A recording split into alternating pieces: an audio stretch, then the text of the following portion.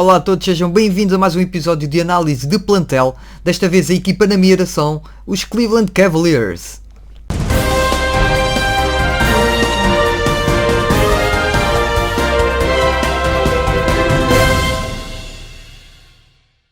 Vamos começar a nossa análise a olhar para o 5 inicial desta equipa dos Cavs.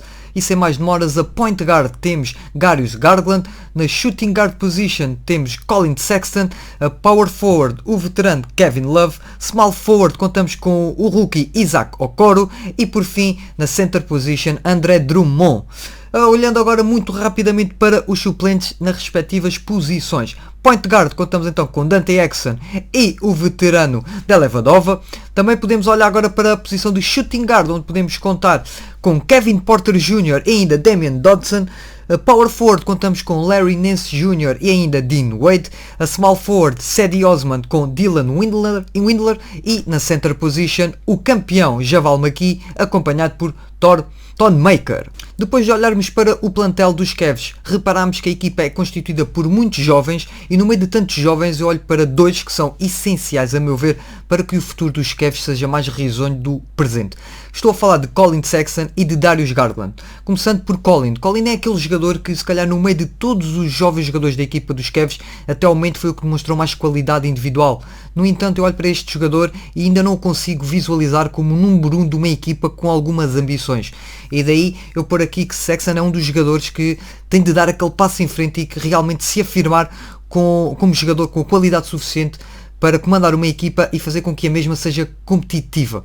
Outro jovem jogador foi Darius Garland, que apesar da época passada vir com algum hype em cima e acreditávamos todos nós que poderia ter dado mais do que acabou por dar, Garland ainda tem aqui algum espaço de manobra para crescer e acredito que também com alguns jogos em cima e depois de uma época passada, este ano pode voltar muito melhor e pode oferecer coisas que não conseguiu oferecer o ano passado. Por isso eu vejo aqui estes dois jovens jogadores como entrar para esta época como os principais fatores, os jokers, podemos assim dizer, para que esta equipa consiga nos surpreender pela positiva ao longo desta temporada.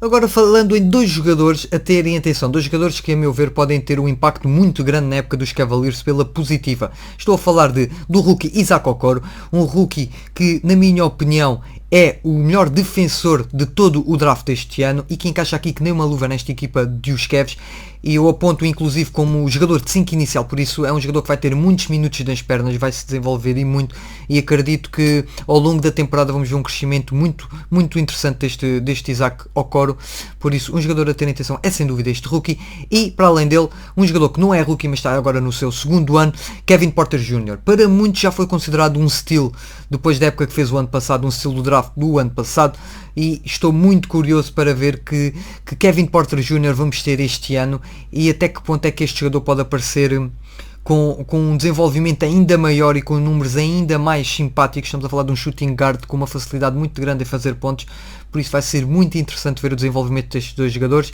e é por isso que os meto os dois como jogadores a ter em conta nesta equipa dos Cavs. Falando agora um pouco dos pontos positivos desta equipa dos Cavs para a época que se avizinha. Eu tenho aqui dois, mas na verdade acaba por ser só um porque eles estão ligados entre si. Mas eu diria que primeiro tudo, é uma equipa extremamente jovem com muito potencial. Isso acaba por ser uma luz ao fundo do túnel para todos os adeptos e simpatizantes dos Cavs, porque sabem que esta equipa ainda não deu tudo o que tinha para dar.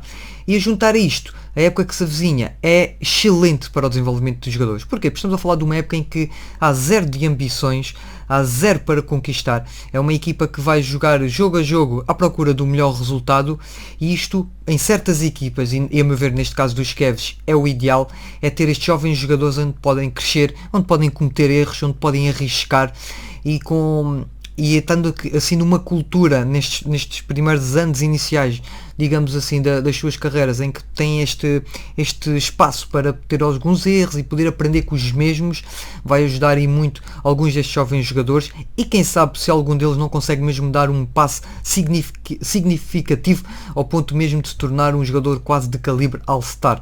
Por isso, estes dois pontos acabam por estar ligados porque acredito que uma época sem pressão, onde os jogadores podem crescer, realmente pode aparecer aqui no meio de tantos jovens algum diamante em que ainda ninguém conseguiu perceber bem até onde é que pode chegar. Por isso, estes são sem dúvida os dois pontos positivos e mais fortes da equipa dos Cavs para esta época. Olhando agora para o menos bom, para os pontos fracos da equipa dos Cavaliers, tenho aqui um dos pontos, é um franchise que não é atraente para free agency. Tudo correu bem quando estava lá LeBron James, que nós sabemos que LeBron James é mais do que suficiente para atrair qualquer jogador. No entanto, neste momento a equipa dos Cavs não é minimamente atraente. E um dos fatores que leva esta equipa a não ser minimamente atraente é a falta de um verdadeiro All-Star, de um verdadeiro líder nesta equipa, onde um free agency olha e diz: ok, vou jogar com o Luka Doncic, vou jogar com o Trae Young, vou jogar com o Tatum. E nesta equipa não existe ainda este jovem jogador com que um free agency olhe e pense: ok, eu juntamente com aquela qualidade posso fazer aqui alguma coisa. Neste momento isso não existe nos Cavs e é sem dúvida um ponto negativo. Para não falar ainda de 3 jogadores que eu pus aqui que têm contratos muito elevados. Estou a falar, claro, de Kevin Love, estou a falar de André Drummond e ainda de Larry Nance Jr. São 3 jogadores que juntos, estamos a falar de contratos por ano de cerca de 70 milhões, ocupam cerca de 70 milhões do cap space desta equipa. Vamos ver o que é que vai acontecer no final do ano, o que é que a equipa dos Cavs vai fazer em relação a Drummond, se vai deixar sair, se vai tentar arranjar alguma coisa antes de acabar a época.